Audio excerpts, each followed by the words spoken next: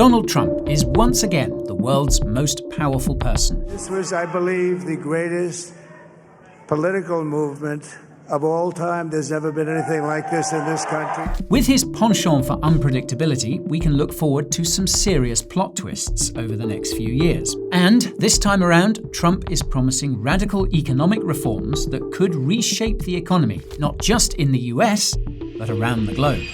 So today, we take a closer look at Trumponomics, what we can learn from Trump's first rodeo, and what he's cooking up for his comeback. We're talking trade wars, mass deportations, and trillions upon trillions of dollars of federal spending. Buckle up, folks, it's going to be a wild ride. Now, I'll start with a small caveat. When the US economy is booming, the president gets the credit, and if it's going downhill, they shoulder the blame. Now, this is only natural, but we should ask ourselves to what extent the president is responsible for the state of the economy. They're responsible for steering the ship, but they didn't build it themselves. The economy under the Biden administration, for example, was as much the legacy of his predecessors' policies as his own. Likewise, the economy in Trump's second term is going to be a result of policies of previous administrations, including his own. If the economy is looking good when Trump is inaugurated, it'll be because he hit the ground running and knocked it out of the park on his first day back in office. If not, he will have inherited the worst managed economy ever from Sleepy Joe. The truth, though, is often less straightforward because the economy is shaped by macroeconomic cycles and events that are not under the president's control. But nonetheless, each president does bring their own signature projects and policies that leave a lasting impression. So, with this nuance in mind, let's check out how the first Trump administration managed the economy. So, Trump's first term began at the end of the longest period of economic expansion in American history. The recovery from the great financial crisis began in June 2009, and it just never stopped. For almost 11 years, there was an unbroken line of economic growth until the pandemic hit. Unemployment reached a 50-year low of 3.5% in February 2020. Normally, during periods of economic growth, government budget deficits decrease, but the opposite was true in the first 3 years of the Trump administration. I say the first 3 years because 2020 saw the unprecedented $2 trillion pandemic relief package, but this was not the origin of the increasing deficit.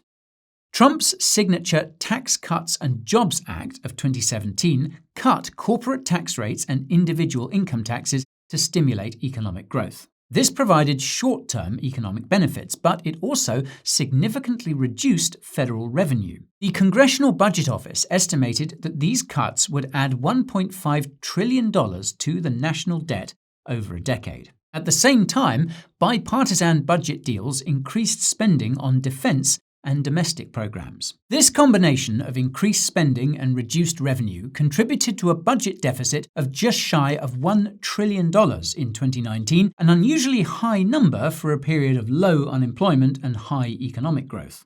In 2020, the debt-to-GDP ratio reached almost 15%, its highest level since World War II. During Trump's 2016 campaign, he said he would eliminate the national debt within 8 years, but during his first presidency, it actually increased by 40%. This leaves him 4 more years to get the job done, so he'd better get his skates on. Anyway, that long decade of economic growth came to an abrupt end with the arrival of the pandemic. In March 2020, unemployment shot up to a 90-year high of almost 15%, a level not seen since the Great Depression. Some 3 million jobs were lost, and Trump became the only president in modern history to leave office with a smaller workforce than when he started.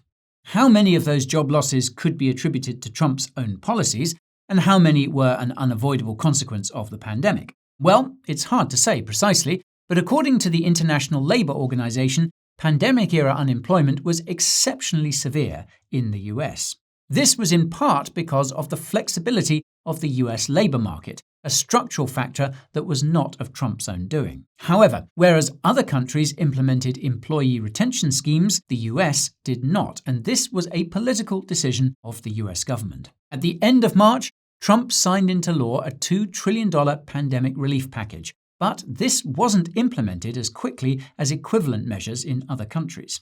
While the US waited for relief measures to be rolled out, mass layoffs ensued and many suffered economic hardship. Since the US does not have a universal healthcare system, having health insurance is a matter of life and death, and many Americans rely on employer-sponsored health insurance schemes. In such cases, mass layoffs compounded negative health outcomes during the pandemic. Back in 2010, the Affordable Care Act was passed to provide healthcare access to Americans who don't have employer-sponsored insurance. This program began a 7-year uptrend in the number of Americans with healthcare coverage. One of President Trump's flagship policies was to repeal the Affordable Care Act. Although it was not actually repealed, Trump's policies successfully reversed the trend of coverage expansion, and the number of insured Americans fell by 4.6 million, or 16%. On the other hand, it was a fantastic 4 years for wealthy people and corporations. The Trump tax cuts temporarily boosted disposable income across all income groups, but wealthier households saw a greater percentage increase as they tend to own more assets and benefit more from lower corporate taxes. With taxes slashed and no significant increase to the federal minimum wage, corporate profits were turbocharged. This contributed to a great run in the stock market during Trump's first term. And since wealthy households own a disproportionate share of financial assets, wealth inequality increased. For those on lower incomes, wages stagnated as healthcare, housing, and education costs continued to rise. This group was disproportionately affected because they spend a larger share of their income on these essentials. But hey, it was a great time in the markets, though. Now, the last piece of Trump's economic puzzle is a policy that changed the world, and one that he's bringing back big time for his second term. I'm talking about tariffs, which is, of course, just another word for import taxes. Trump's tariffs are such a big deal that we made a whole deep dive about them, which you can find linked to down below. And this brings us to the second Trump administration. It hasn't begun yet, but Trump has said a lot of things about what he wants to do for the US economy. Tariffs do seem to be his flagship idea, though. He's called himself the tariff man. He says tariffs is the most beautiful word in the dictionary, and during a recent interview with Bloomberg at the Economic Club of Chicago, tariffs were all he could talk about. Now, tariffs are ostensibly intended to be Trump's stick to get foreign companies to build production facilities in the US, as part of his plan to reshore manufacturing and industrial jobs. The idea here is that the mere threat of crippling tariffs is a negotiating tool intended to make other countries and companies capitulate. The fact that tariffs have been steadily escalating ever since their introduction in 2018 suggests that this strategy may not have produced satisfactory results so far. Presumably, if tariffs as a coercive negotiation tactic were successful, they would not have ended up being enforced so extensively and for such a long time. But maybe it's because the tariffs just aren't big enough. We'll see. This time, Trump has pledged a 100% tariff on goods from Mexico, a 60% tariff on goods from China, and a 20% tariff on goods from anywhere else in the world. In some cases, he has proposed tariffs targeted at individual companies. Again, it's worth keeping in mind that these are opening bids in Trump's classic art of the deal. Even so, these opening bids are absolute bazookas. For example, a 200% tariff on goods specifically from one American machinery manufacturer who's planning to move some production to Mexico. As Trump puts it, quote, "You make the tariffs so high, so horrible, so obnoxious that they'll come right away." Indeed. Now, the other purpose of tariffs is as a source of federal revenue, which Trump has suggested could replace the federal income tax. If this is the purpose, then tariffs should not be used as a negotiating tool that can be avoided when counterparties give the US what it wants. Instead, tariffs should be slapped on everything, regardless of whether or not foreign exporters comply with US demands. Income taxes are the biggest single source of federal revenue, accounting for $2.18 trillion of the $4.4 trillion collected last year. The total value of goods imported last year was $3.1 trillion, so it will be quite a challenge to replace income tax by taxing imports. Higher tariffs mean more federal revenue per import, but they also have the effect of reducing the quantity of goods imported. Trump will therefore have to set tariffs at an optimal level to where the decrease in imports does not outweigh the increased revenue from higher prices. Research by the Peterson Institute for International Economics shows the optimal rate to be 50%. If all imports were taxed at this rate, the government would be able to rake in $780 billion in revenue. So, at best, tariffs would be able to pay for a large income tax cut. However, this $780 billion in revenue would likely be offset by revenue lost to the dramatic effects that such high tariffs on all imports would have on the US economy and international trade. Bloomberg Economics estimates that Trump's new tariff regime will shrink US GDP by more than 1% and push up CPI by around half a percentage point. According to one Wells Fargo economist, the US will face a, quote, modest stagflationary shock, meaning that economic output would take a tumble while price pressures would rise. Some would say it's happening already, though. Again, that's because since 2018 to 2019, tariffs have been making essentials more expensive in the US.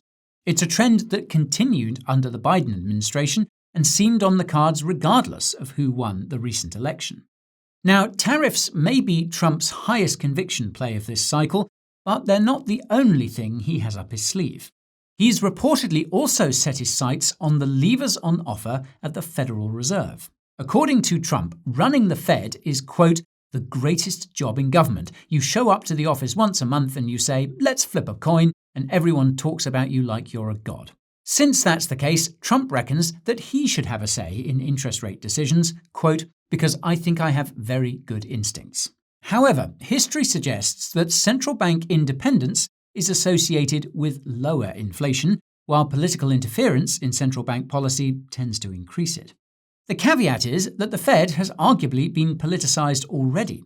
Most Fed officials are Democrats, and one former Fed official even proposed raising interest rates to cause a recession on Trump's watch. More recently, senior Democratic Party politicians, including Senator Elizabeth Warren, have called on the Fed to cut rates. I guess she missed the memo about the recession plan. Anyways, the next pillar of Trump's economic policy is the mass deportation of undocumented migrants. If you're getting déjà vu here, it's because he also pledged to deport all 11 million US undocumented residents during his 2016 presidential campaign. This never happened, though, and it's probably because migrant laborers who are not able to enjoy protection under federal labor laws are the backbone of corporate profits in many US industries. This pool of easily exploitable sub-minimum wage labor is too good for business for any administration of either party to get away with removing it from the labor market. But it plays very well with the electorate, so Trump ran it back for his 2024 campaign. This time he says that mass deportation will inspire loyalty from America's allies, and there will be no labor shortages because legal migration will offset the massive outflow of migrant laborers. The American Immigration Council estimates the cost of deporting the tens of millions of people who have entered the US illegally over the last few years to be at least $315 billion, although they emphasize that this is a highly conservative estimate. Of course, it goes without saying that illegal immigration also comes with significant costs to society and the economy. By the same token, though, it took years for tens of millions of people to enter the US, so it's going to take years to get them out again. This makes a long-term expulsion operation the only option. The AIC estimated the cost of a decade-long operation, under which they assume that around 20% of the 13+ million people would voluntarily leave before they were deported. Deporting the remainder would average out to $88 billion per year, so $968 billion over the course of a decade. And unless the 13 million plus deportees are immediately replaced by new migrants, the loss of workers across US industries could devastate the economy, causing US GDP to decline by up to 6.8% per the AIC. This assumes that these US industries wouldn't raise their wages to attract American workers to fill the void, which is obviously the intention behind the deportations. Construction, agriculture, and hospitality would need to raise their wages the most, as a disproportionately large share of the labour force is undocumented in these industries. The silver lining is that this would result in more tax revenue overall, which could make up for any losses coming from tax cuts and tariffs. Alright, now that sounds like a lot of negativity, but like I said earlier, Trump is unpredictable, almost predictably so. So it's very likely that the policies that are actually enacted over the next 4 years will differ from the ones described during Trump's election campaign. But of course, the flip side of unpredictability is that we may also see new economic reforms that have yet to be announced. And, for example, hiring Elon Musk to do to the federal government what he did to Twitter will have significant implications for the economy. Apparently, a large portion of the people who administer government policies are going to be fired, with consequences that we can't yet comprehend. If anything is certain, it's that the US-China trade war is going to be ratcheted up. The worse trade relations get, the more important it'll be for the Trump administration to take a conciliatory diplomatic approach in other areas of the US-China relationship, so that tensions don't spiral into the danger zone. For what it's worth, Trump says he is not a fan of the US spending money on wars overseas. Hopefully, his approach to China and other US adversaries will stay true to the anti-war rhetoric, and the world won't end up with problems much bigger than the global economy. And of course, to end on a high note, let's not forget the crypto market and America's crypto economy. The Trump administration has yet to be fully formed, but it has already decided to consult with Charles Hoskinson on the future of crypto policy in the US, which is bullish and then some. It's pretty hard to wrap your head around the fact that not only is the war on crypto finally over, but the federal government appears to be becoming a crypto activist. If you look too closely at Trump's proposals for the broader economy, it's difficult to come away with an overwhelmingly optimistic take, but there's no denying he's going to be damn bullish for the crypto market. So, we'll keep our eyes trained on the new administration as it takes shape and makes its mark on the US economy and beyond. But what do you make of Trumponomics? Will the economy sink, swim, or shoot to the moon? Let us know your thoughts in the comments. And if you learned something new today, don't forget to drop us a like and impose your thumb on the subscribe button and notification bell. That way you'll never miss another upload. As always, thank you for watching, and I'll see you next time. This is Guy, signing off.